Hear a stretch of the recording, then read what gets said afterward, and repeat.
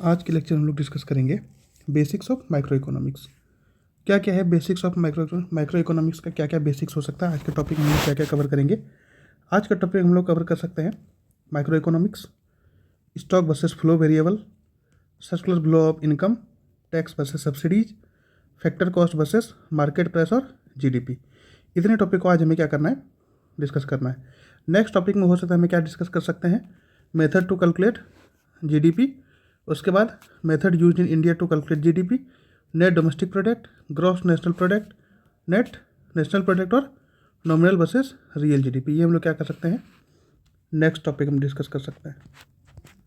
ये आज हम लोग बात करेंगे एनसीईआरटी इकोनॉमिक्स की, चैप्टर है 9। ठीक है, चैप्टर क्या है, ये चैप्टर हो गया आपका शायद, आई थिंक, हाँ चैप्टर 9 है, चैप्टर 9 है। हम लोग क्या देखते हैं पहले, micro economics versus macro economics. Micro और मैक्रो में क्या अंतर है, हमने ये पहले टॉपिक में भी डिस्कस करा था कि माइक्रो इकोनॉमिक्स और मैक्रो इकोनॉमिक्स में क्या अंतर है। माइक्रो मीन्स हमेशा जब भी हम लोग इस बात को ध्यान रखें तो माइक्रो मीन्स क्या होता है, माइक्रो मीन्स होता है स्मॉल और मैक्रो मीन्स होता है आपका लार्ज। ठीक है, तो मैक्रो के बारे में जब भी बात करेंगे हम लोग तो क्या बात करेंगे, स्मॉल लेवल पे बात करेंगे, और ये मैक्रो के बारे में जब भी बात करेंगे तो हम लोग क्या बात करेंगे, लार्ज लेवल पे बात करेंगे, मीन्स वास्ट लेवल पे बात करेंगे। तो माइक्रो में क्या हो गया, माइक्रो में हम लोग क्या कर सकते हैं, the micro economics takes into account small component of the economy. Economy का क्या हो सकता है, ये स्मॉल कंपोनेंट को लेकर के हम लोग बात करेंगे अगर हम लोग माइक्रो इकोनॉमिक्स की बात कर रहे हैं।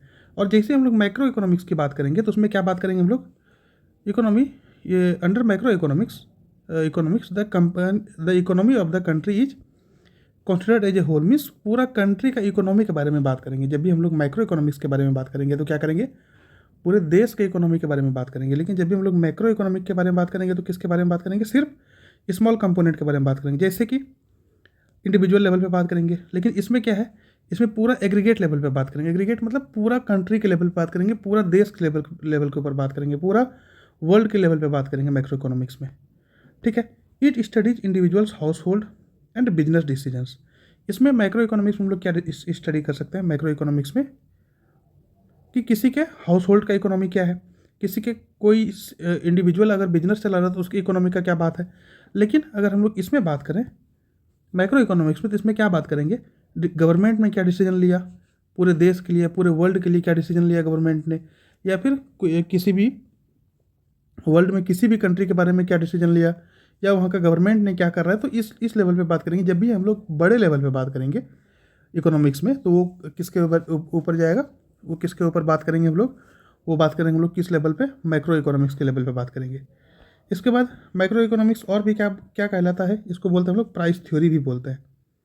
इस माइक्रो इकोनॉमिक्स को क्या बोलते हैं, प्राइस थ्योरी भी बोलते हैं। और माइक्रो इकोनॉमिक्स को क्या बोलते हैं, इनकम थ्योरी बोलते हैं। क्या बोलते हैं, इनकम थ्योरी बोलते हैं। ठीक है, it is useful in individual investors. Micro economics किसके लिए यूज होता है, इंडिविजुअल इन्वेस्टर्स के लिए यूज होता है।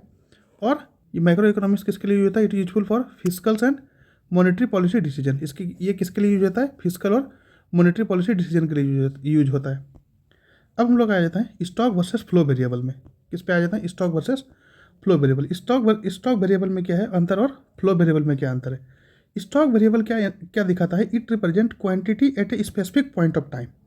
मान लिया जाए, अगर हम एग्जांपल लें, क्या एग्जांपल लें कि अभी आपसे अगर पूछा जाए कि इस टाइम पे आपके अकाउंट में कितने पैसे हैं, आपका बैंक बैलेंस कितना है। मान लिया जाए इस टाइम पे हमारा अकाउंट में लगभग 1 लाख रुपए है। अभी हमारा बैंक बैलेंस कितना है, 1 लाख रुपए है इस टाइम पे, at a point of specific time. Specific point पे या स्पेसिफिक टाइम में इतने रुपए हैं हमारे अकाउंट में। लेकिन जैसे हम फ्लो वेरिएबल के ऊपर बात करेंगे तो हम क्या करेंगे, पूरा टाइम पीरियड की बात करेंगे, पूरा टाइम पीरियड की बात करेंगे। टाइम पीरियड कहने का मतलब है कि मान लीजिए हम बात करते हैं किसको लेकर के कि मान लीजिए कोई हमने बिजनेस करा, उस बिजनेस में हमारा अक्टूबर से नवंबर तक का क्या इनकम है, अक्टूबर से नवंबर तक का क्या इनकम है। मान लीजिए हमारा इनकम हो गया लगभग 35,000। तो ये किसके ऊपर बात होगा, मीन्स एक टाइम पीरियड की बात हो रही है, पूरे अक्टूबर से नवंबर तक के बीच की बात हो रही है। और इसमें क्या बात हो रही है, एक स्पेसिफिक पॉइंट की बात हो रही है, स्पेसिफिक पॉइंट या एक स्पेसिफिक टाइम की बात हो रही है। और इसमें क्या बात हो रही है, पूरा टाइम पीरियड की बात हो रही है। एग्जांपल में देखें हम लोग क्या, bank balance of an individual measured at a specific date and time. किसी भी स्पेसिफिक डेट और टाइम पे क्या करते हैं हम लोग, बैंक बैलेंस को मेजर करते हैं।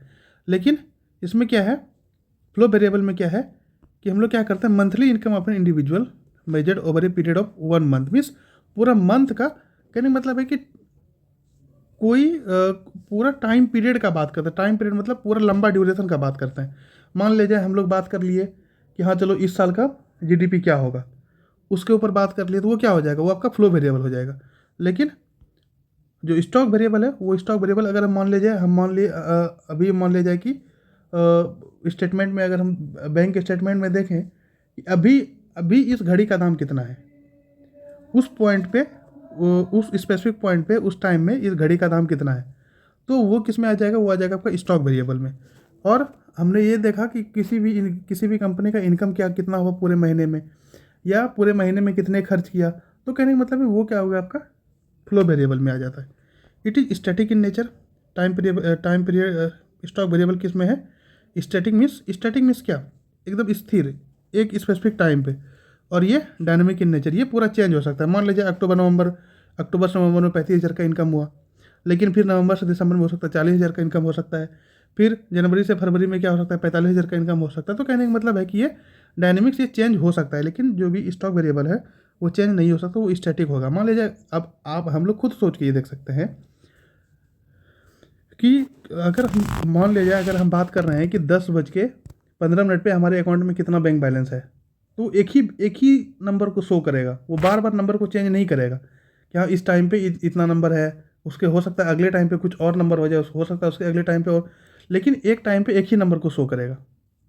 ठीक है, उसके बाद देखते हैं हम लोग circular flow of income. Income का सर्कुलर फ्लो क्या है। The circular flow of income is an economic model that reflect how money और income flows through the different sector of the economy.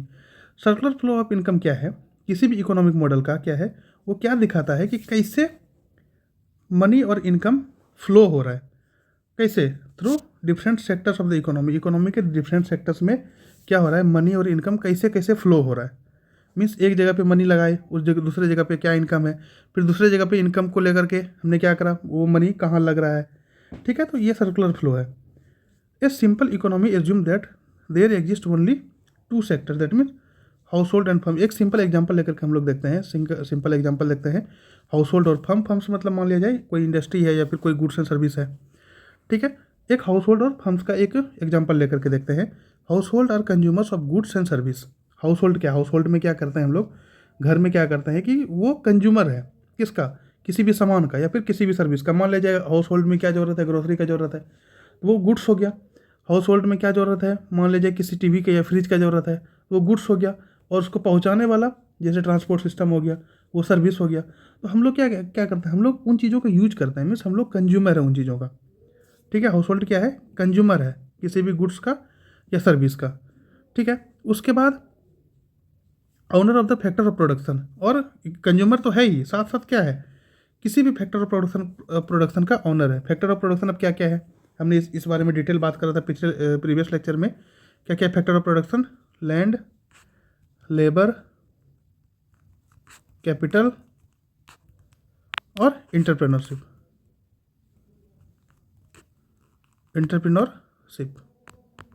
ये क्या है आपका फैक्टर ऑफ प्रोडक्शन। तो house hold क्या है, हाउस होल्ड मालिक भी है फैक्टर ऑफ प्रोडक्शन का, और कंज्यूमर है गुड्स एंड सर्विस का। ये 2 चीज़ें फैक्टर हाउस होल्ड। क्यों क्यों भाई मालिक है फैक्टर ऑफ प्रोडक्शन, क्योंकि जो भी लैंड होगा वो हाउस होल्ड ही प्रोवाइड करेगा, या फिर कोई एक इंडिविजुअल प्रोवाइड करेगा, या फिर कोई group of community he provide करेगा। कोई भी लेबर है, वो लेबर कौन प्रोवाइड करेगा, एक group of community he provide करेगा।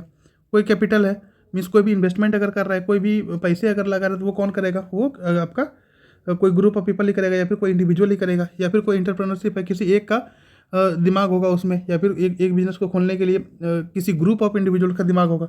तो मीन्स हाउस होल्ड क्या है, हाउस होल्ड क्या क्या है, क्या क्या किस चीज़ का रोल प्ले करता है, फैक्टर ऑफ प्रोडक्शन के ऑनर का, और कंज्यूमर्स का किसका, कंज्यूमर्स का गुड्स और सर्विस को, मीन्स गुड्स एंड सर्विस को कंज्यूम करने वाला house hold. However the firm sector produces goods and service. लेकिन क्या है, जो फर्म सेक्टर है वो क्या करता है, जो भी फर्म सेक्टर है वो क्या प्रोड्यूस करता है, goods and services and sells them to household. जो भी फर्म सेक्टर है वो क्या प्रोड्यूस करता है, गुड्स और सर्विस को प्रोड्यूस करेगा और वो किसको बेचेगा, वो बेचेगा हाउस होल्ड को।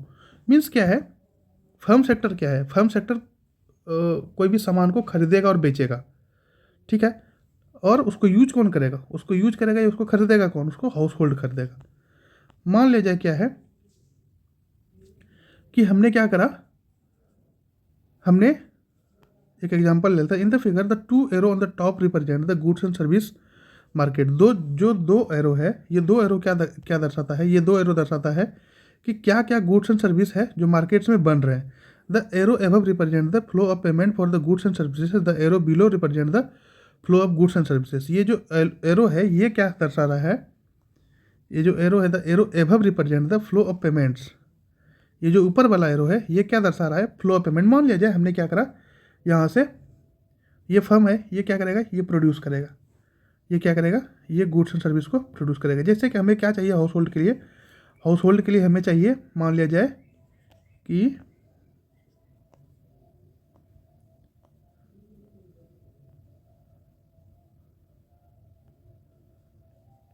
हमें हाउस होल्ड के लिए एक सिंपल एग्जांपल लेकर के चलते हैं कि हमें हाउस होल्ड के लिए क्या चाहिए, हमें हाउस होल्ड के लिए शुगर चाहिए। क्या चाहिए, शुगर चाहिए। अब शुगर हम कहाँ से खरीदेंगे, ये फर्म से खरीदेंगे।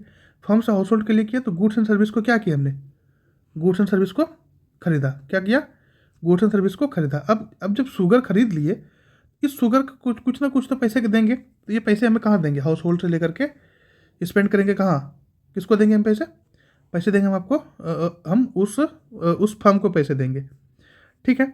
उसके बाद फैक्टर पेमेंट्स और फैक्टर सर्विस। फैक्टर पेमेंट क्या है और फैक्टर सर्विस क्या है।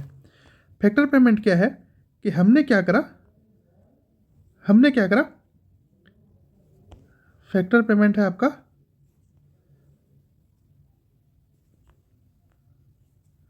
The factor of production required to produce goods और services in the firms include land, labour, physical capital and human capital. Factor of production को क्या चाहिए, फैक्टर ऑफ प्रोडक्शन को किसी भी गुड्स को प्रोड्यूस करने के लिए क्या क्या चाहिए, ये फैक्टर पेमेंट या फैक्टर सर्विस क्या है, फैक्टर सर्विस है किसी भी गुड्स एंड सर्विस को प्रोड्यूस करने के लिए क्या चाहिए, किसी भी गुड्स एंड सर्विस को, इस फर्म को अगर मान लीजिए कोई कंपनी है उसको अगर कोई चीज़ प्रोड्यूस कर रहा है तो उसको क्या क्या चाहिए, उसको चाहिए लैंड, लेबर, कैपिटल और इंटरप्रेन्योरशिप, ठीक है। ये चार चीज़ चाहिए आपको किसी भी चीज़ को प्रोड्यूस करने के लिए। अब ये चार चीज़ कौन प्रोवाइड करेगा, ये चार चीज़ प्रोवाइड करेगा आपका हाउस होल्ड। ये चार चीज़ कौन प्रोवाइड करेगा, ये चार चीज़ प्रोवाइड करेगा आपको कौन, हाउस होल्ड। अब जब ये हाउस होल्ड में चार चीज़ प्रोवाइड कर दिया, अब लैंड के लिए क्या मिलेगा, लैंड के लिए आपको रेंट मिलेगा। उसके बाद लेबर के लिए क्या मिलेगा, लेबर के लिए वेजेज मिलेगा। कैपिटल के लिए क्या मिलेगा, इंटरेस्ट मिलेगा। कैपिटल के लिए क्या मिलेगा, इंटरेस्ट मिलेगा। और इंटरप्रेन्योरशिप के लिए क्या मिलेगा, इंटरप्रेन्योरशिप के लिए मिलेगा आपको प्रॉफिट, ठीक है। इसके लिए क्या मिलेगा, इंटरप्रेन्योरशिप के लिए प्रॉफिट मिलेगा। तो कहने का मतलब है ये क्या हो गया, ये हो गया आपका फैक्टर्स पेमेंट। ये क्या हुआ आपका फैक्टर्स पेमेंट, और ये क्या है लैंड, लेबर, और ये क्या है फैक्टर सर्विस। तो कहने का मतलब है कि किसी भी चीज़ को प्रोड्यूस करने के लिए उसको क्या चाहिए, उसको चाहिए फैक्टर सर्विस। और फैक्टर सर्विस कहाँ से मिलेगा, फैक्टर सर्विस मिलेगा आपका हाउस होल्ड से। अब ये जो फर्म है, फर्म को अब मान लीजिए फर्म ने कोई भी कंपनी खोला, कंपनी के लिए लैंड चाहिए, लेबर चाहिए, कैपिटल चाहिए और इंटरप्रेन्योरशिप चाहिए। अब लैंड का जो रेंट होगा वो कौन देगा, वो कंपनी वाले देगा ना भाई हाउस होल्ड को, जहाँ से वो लैंड लिया है, रेंट पे लिया है तो वो रेंट देगा ना हाउस होल्ड को। वो क्या कर रहा है, पेमेंट कर रहा है। ये फर्म वाले किसको पेमेंट कर रहा है, हाउस होल्ड को पेमेंट कर रहा है। लेबर को वेजेज देगा ना, तो वेजेज किसको दे रहा है, मीन्स हमने पहले भी देखा था कि हाउस होल्ड क्या है, हाउस होल्ड मालिक है किसका, फैक्टर ऑफ प्रोडक्शन का। और फैक्टर ऑफ प्रोडक्शन क्या क्या है, लैंड, लेबर, कैपिटल और इंटरप्रेन्योरशिप। जब लैंड, लेबर, कैपिटल और इंटरप्रेन्योरशिप जब क्या है प्रोडक्शन है, या फिर क्या है, ये चारों जब फैक्टर ऑफ प्रोडक्शन है तो इसका कुछ ना कुछ तो पेमेंट बनेगा। और ये पेमेंट फिर किसको प्रोवाइड करेगा, ये पेमेंट प्रोवाइड करेगा हाउस होल्ड को, ठीक है। मीन्स सिंपल भाषा में हम इस चीज़ को देख सकते हैं, सिंपल भाषा में अगर हम देखें सर्कुलर फ्लो ऑफ इनकम में, सिंपल भाषा में अगर हम लोग देखें इसको तो कहाँ कहाँ देख सकते हैं, हाँ यहाँ देख सकते हैं। सिंपल भाषा में क्या है, सिंपल भाषा में है कि हमें क्या चाहिए, हमें शुगर चाहिए। शुगर चाहिए किसमें, हाउस होल्ड में हम रह रहे हैं, हाउस होल्ड को क्या चाहिए, शुगर चाहिए। अब जब हाउस होल्ड को शुगर चाहिए तो शुगर क्या कर देगा, ये यहाँ से खरीदेगा, ये यहाँ से खरीदेगा, ये क्या हो गया आपका, ये हो गया आपका, ये हो आपका गुड्स एंड सर्विसेज और स्पेंडिंग, ये हो गया आपका गुड्स एंड सर्विसेज। किसको चाहिए, हाउस होल्ड को, गुड्स एंड सर्विसेज किसको चाहिए, हाउस होल्ड को चाहिए। अब हाउस होल्ड ने इस गुड्स एंड सर्विसेज के बदले इसको तो पेमेंट करेगा। अब जब इसको पेमेंट करेगा ये क्या हो गया, ये पेमेंट मेथड हो गया। अब शुगर को प्रोड्यूस करने के लिए किसी भी कंपनी को क्या चाहिए, हमें शुगर को प्रोड्यूस करने के लिए किसी भी कंपनी को क्या चाहिए, दो चीज़ें चाहिए। क्या क्या, कंपनी के लिए हमें क्या चाहिए, लैंड चाहिए, लेबर चाहिए, कैपिटल चाहिए और इंटरप्रेन्योरशिप चाहिए। अब लैंड, लेबर, कैपिटल और इंटरप्रेन्योरशिप कौन प्रोवाइड करेगा, ये प्रोवाइड करेगा आपका हाउस होल्ड। अब जब लैंड, लेबर, कैपिटल और इंटरप्रेन्योरशिप मिल गया शुगर कंपनी को, तो उसने क्या करना है, उसने अब तो पेमेंट तो करेगा, पेमेंट तो करेगा ना भाई, किसी को भी अगर काम करवा रहा है तो पेमेंट तो करेगा उसको। जब पेमेंट करेगा तो वो किसके थ्रू करेगा, वो कहाँ जाएगा, वो पेमेंट जाएगा आपका इस वो पेमेंट किसको करेगा, हाउस होल्ड को। क्यों हाउस होल्ड को करेगा, क्योंकि हाउस होल्ड से ही तो उसने लैंड, लेबर, कैपिटल और इंटरप्रेन्योरशिप लिया है। लैंड के लिए क्या चाहिए, लैंड के लिए रेंट देगा वो कंपनी, लेबर के लिए वेजेज देगा वो कंपनी, किसको, हाउस होल्ड को, और कैपिटल के लिए वो देगा आपको, कैपिटल के लिए वो क्या देगा आपको, कैपिटल के लिए देगा वो इंटरेस्ट, और इंटरप्रेन्योरशिप के लिए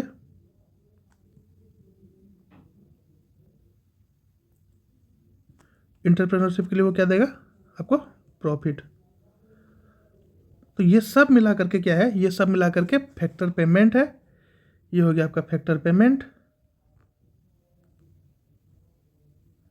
और ये हो गया आपका फैक्टर प्रोडक्शन, फैक्टर पेमेंट, और ये क्या हो गया आपका फैक्टर सर्विसेज। ये क्या हो गया, फैक्टर सर्विसेज। आया समझ में, नहीं आएगा समझ में तो एक बार आप क्या कर सकते हैं, कमेंट कर सकते हैं, कमेंट करके आप बताइए क्या समझ में नहीं आया, फिर हम उसको देखते हैं, फिर उसको दोबारा हम समझाने की कोशिश करेंगे, ठीक है।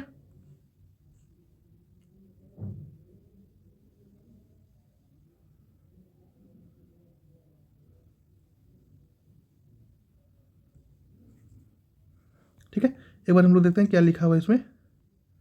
द लोअर मोस्ट एरो, ये एरो के बारे में वही चीज़ें बता रहा है।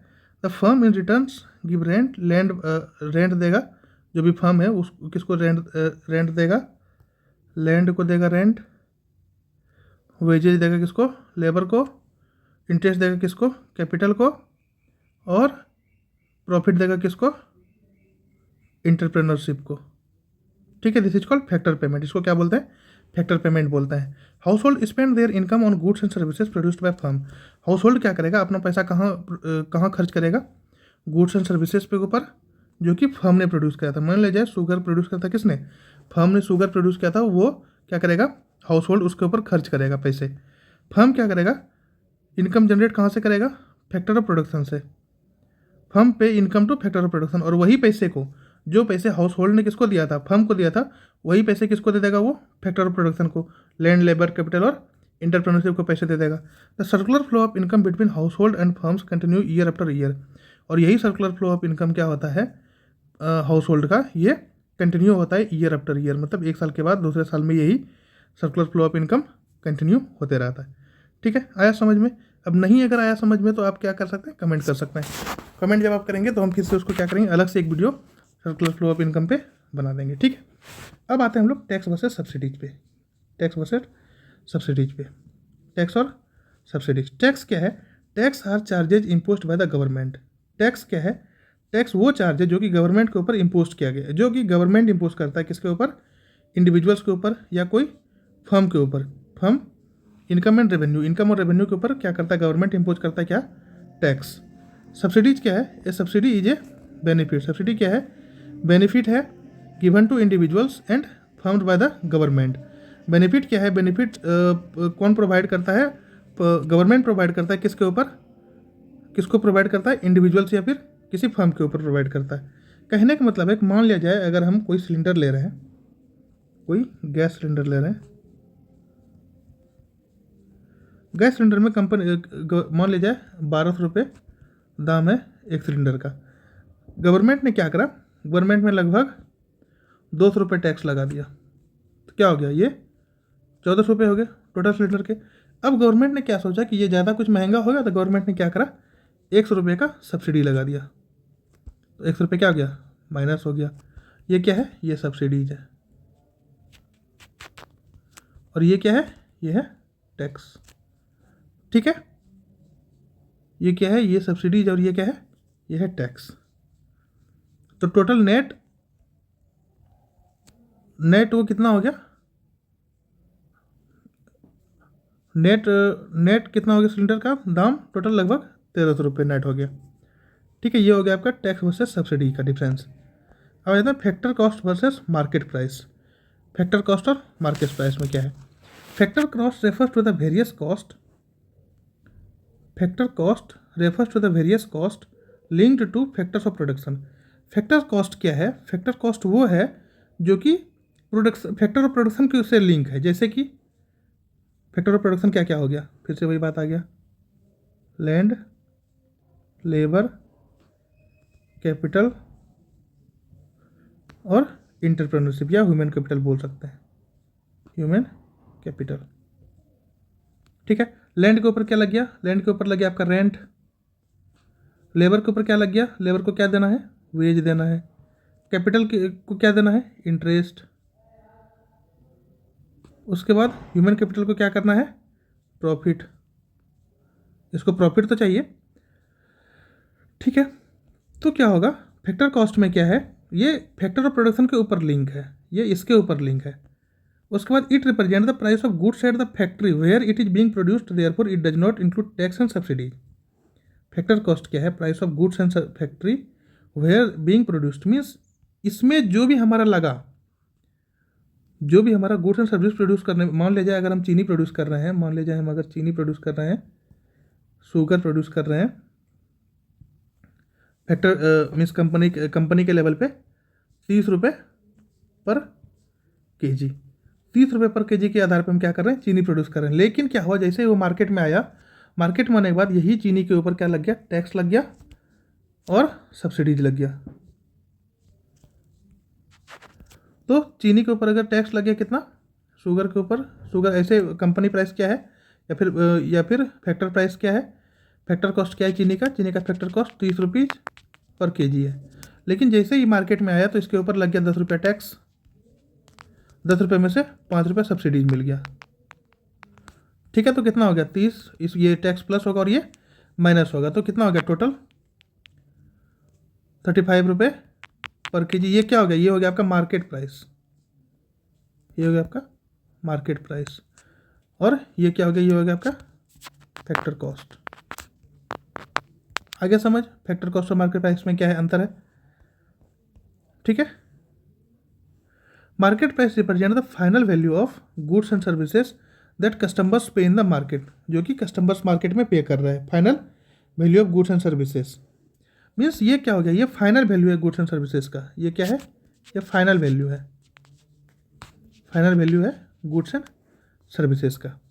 ठीक है, it represent the price of goods in the market, therefore it includes tax and subsidies. ये क्या इंक्लूड करता है, ये इंक्लूड करता है टैक्स एंड सब्सिडीज को इंक्लूड करता है, ये टैक्स एंड सब्सिडीज को इंक्लूड करता है। The tax get added to the factors cost, factor cost में टैक्स को ऐड करेंगे और सब्सिडीज को घटाएंगे फैक्टर कॉस्ट से। अब मार्केट प्राइस क्या निकल गया, मार्केट प्राइस निकल गया आपका factor cost plus indirect tax minus subsidies. Market price अगर हम निकालें, मार्केट प्राइस क्या निकल गया, मार्केट प्राइस निकल गया आपका फैक्टर कॉस्ट, मतलब कंपनी का जो जहाँ से बना था कंपनी का जो प्राइस है वो, उसमें से क्या हो गया, उसमें से टैक्स जुड़ गया और सब्सिडीज माइनस हो गया। यही हो गया आपका क्या, मार्केट प्राइस, यही हो गया आपका मार्केट प्राइस। ठीक है, नहीं आ गया समझ। ओके, आगे बढ़ते हैं जीडीपी के ऊपर, ग्रॉस डोमेस्टिक प्रोडक्ट के ऊपर। GDP refers to the final market value of goods and services. GDP क्या रेफर करता है कि मार्केट वैल्यू कितना है किसी भी गुड्स और सर्विसेज का, जो कहाँ प्रोड्यूस हुआ है, produce with in the economy in a particular time period. किसी भी टाइम पीरियड में, पार्टिकुलर टाइम पीरियड में क्या है, किसी भी इकोनॉमी में या डोमेस्टिक टेरिटरी में कोई भी गुड्स एंड सर्विसेज प्रोड्यूस हुआ है, किसके लेवल पे, मार्केट वैल्यू के लेवल पे, फैक्टर कॉस्ट के लेवल पे नहीं। फैक्टर कॉस्ट तो हो गया आपका जो कंपनी बना रही है उस लेवल पे। क्या बात कर रहे हैं हम लोग, जीडीपी के ऊपर बात कर रहे हैं। जीडीपी का क्या मतलब है कि जो भी product, goods and services produce हुआ किसमें, किसी भी इकोनॉमी में, मीन्स उसके डोमेस्टिक टेरिटरी के अंदर एक पार्टिकुलर टाइम पीरियड में, और उसका मार्केट वैल्यू, ना कि फैक्टर कॉस्ट। फैक्टर कॉस्ट क्या था, हमने अभी कुछ समय पहले पढ़ा था। फैक्टर कॉस्ट ये था कि जो भी, मान लीजिए अगर शुगर प्रोड्यूस हो रहा है तो शुगर का, अगर इसी एग्जांपल में अगर देखें तो शुगर प्रोड्यूस अगर हो रहा है तो शुगर प्रोड्यूस, ये फैक्टर कॉस्ट शुगर का क्या हो जाएगा, फैक्टर कॉस्ट आपका ये है 30 रुपये पर केजी। लेकिन जैसे ये मार्केट में आया तो उसमें क्या हो गया, उसमें टैक्स जुड़ गया और सब्सिडी माइनस हो गया, तो वो टोटल उसका फाइनल वैल्यू कितना हो गया, फाइनल वैल्यू हो गया 35 रुपये पर केजी का। इसी तरीके से हम डोमेस्टिक जीडीपी अगर निकालेंगे इन शुगर का या फिर इन इकोनॉमी का, तो इन इकोनॉमी का जीडीपी कैसे निकलेगा, जो भी मार्केट प्राइस पे या फिर जो भी फाइनल वैल्यू है किसी भी गुड्स एंड सर्विसेज का, और वो कहाँ प्रोड्यूस हो रहा है, एक इकोनॉमी में, मीन्स उसके डोमेस्टिक टेरिटरी के अंदर एक पार्टिकुलर टाइम पीरियड में, उसको क्या बोलेंगे हम लोग, जीडीपी बोलेंगे।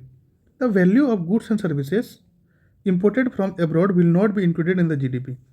मीन्स जो भी चीज़ें बाहर में है, जो भी चीज़ें बाहर से इंपोर्ट हुआ है, वो इंक्लूड नहीं होगा जीडीपी में, as it is not produce inside the territory of India. क्यों, क्योंकि इसमें एक क्राइटेरिया ये भी है, जीडीपी कैलकुलेट करने के लिए, फिर जीडीपी निकालने के लिए एक क्राइटेरिया ये भी है कि वो क्या होना चाहिए, वो with in the domestic territory में प्रोड्यूस होना चाहिए। अब डोमेस्टिक टेरिटरी में अगर मान लीजिए कुछ भी चीज़ें बाहर से आ रही है बन करके, वो क्या जीडीपी में कैलकुलेट होगा, नहीं होगा, क्योंकि वो टेरिटरी के अंदर या फिर एक डेफिनेट बाउंड्री के अंदर प्रोड्यूस नहीं हुआ है, इसलिए वो जीडीपी में कैलकुलेट नहीं होगा। The value of goods and services exported abroad from India will included in the GDP. अब कहने का मतलब है कि जो भी हम यहाँ से प्रोड्यूस करके बाहर भेज रहे हैं, जो भी यहाँ से चीज़ें एक्सपोर्ट कर रहे हैं, वो क्या होगा, वो इंक्लूड होगा कि नहीं होगा जीडीपी में, वो जरूर इंक्लूड होगा जीडीपी में।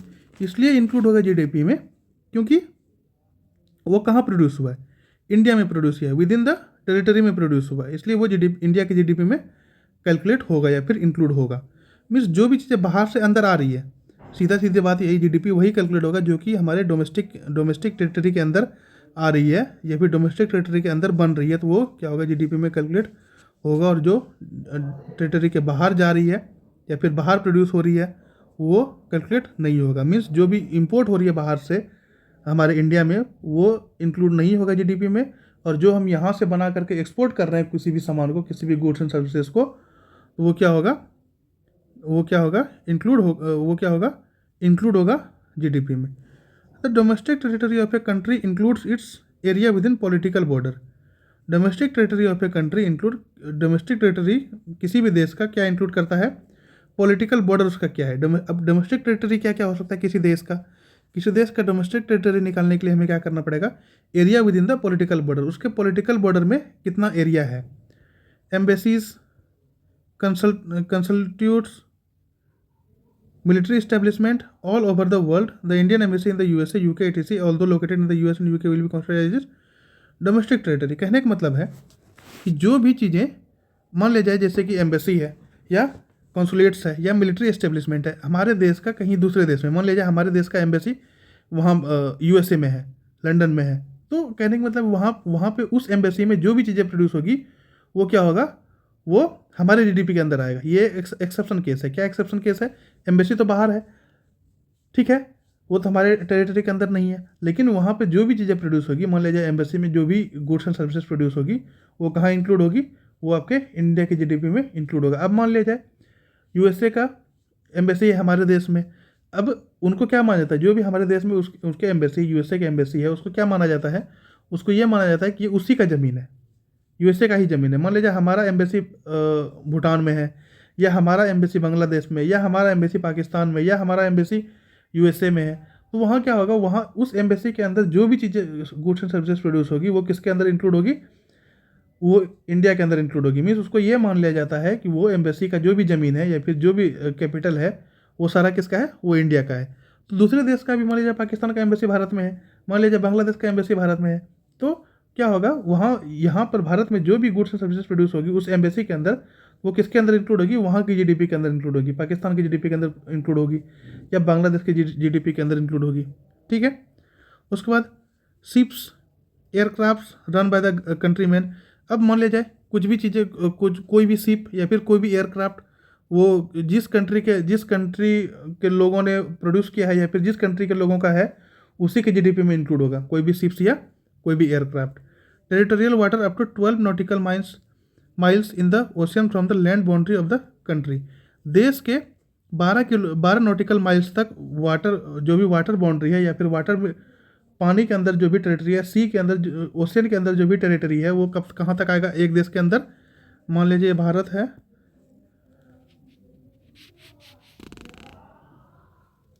अगर ये भारत है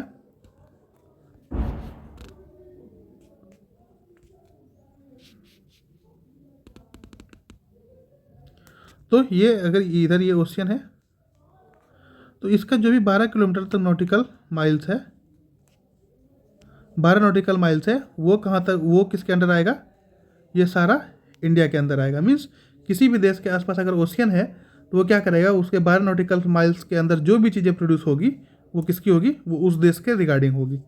fishing vessels, oil rigs and floating platforms operated by nationals in international water. Fishing vessels, oil rigs और फ्लोटिंग प्लेटफॉर्म जो भी ऑपरेटेड हो रहा है नेशनल्स या इंटरनेशनल वाटर पे, वो किसके अंडर होगी, वो होगी आपके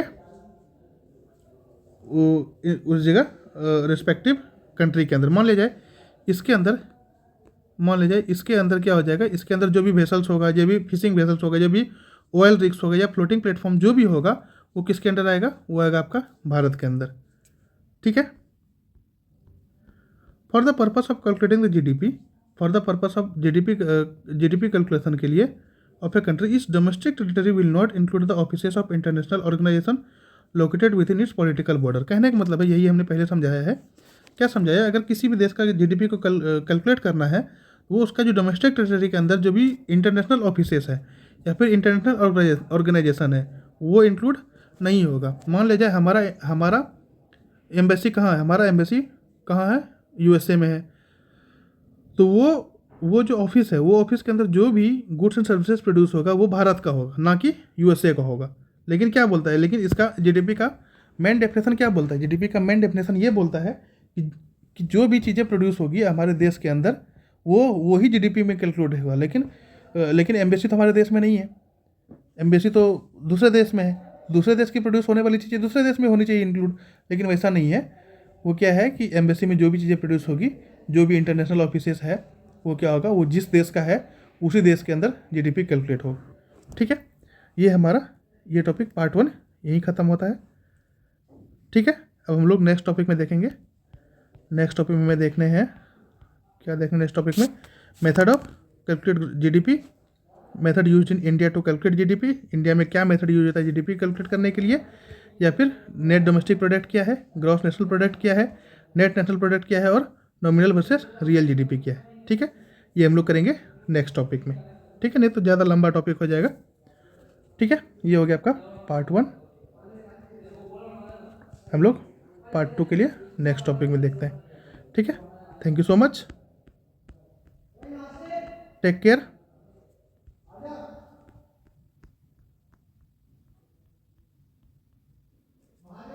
thank you so much, take care. जय हिंद, जय भारत। मिलते हैं नेक्स्ट लेक्चर में।